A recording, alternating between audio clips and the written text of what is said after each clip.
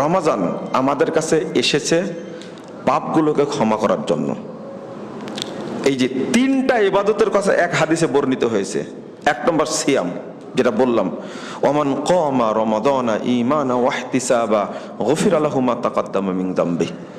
রাসূল সাল্লাল্লাহু আলাইহি ওয়াসাল্লাম বলছেন, যে ব্যক্তি ঈমানের সাথে তাকওয়া অবলম্বন করে নেকির আশায় তারাবির সালাত পড়বে, তার পূর্বের সমস্ত পাপকে ক্ষমা করে দেওয়া হবে।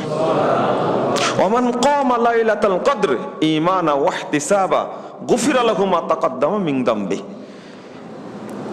সিয়ামটা ফরজ, সিয়ামটা ফরজ, কিন্তু তারাবিটা ফরজ না। কদর রাত্রি জাগাটাও কি ফরজ না। দেখেন আল্লাহ স্তর করে দিয়েছেন কিভাবে। ফরজ সিয়াম যে পালন করবে, আল্লাহ রাব্বুল আলামিন ওই ব্যক্তিকে সমস্ত পাপ থেকে মুক্ত করে দেবেন। দুই, কেউ সিয়াম রাখতে পারলো না, সে বাঁচবে কি করে? অতি বৃদ্ধ মানুষ, অতি অসুস্থ মানুষ, তারও তো পাপ ক্ষমা হওয়ার দরকার আছে।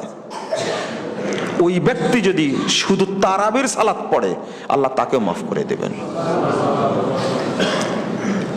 আপনি সারা মাস তারাবি পড়তে পারলেন না, কিন্তু চেষ্টা করলেন 5টি রাত, 21, 23, 25, 27, 29, এই 5টি রাত চেষ্টা করলেন আমি কদর রাত্রি ধরার চেষ্টা করি।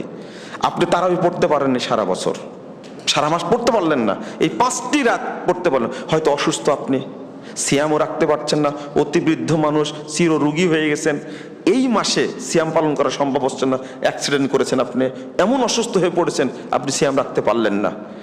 তাই বলে কি আপনি পাপ থেকে মুক্ত হতে পারবেন না?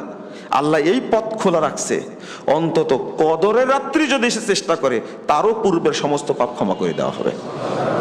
আল্লাহ যে অপশন খোলা রাখছেন, কিন্তু বান্দা এটা বুঝতে চাই না।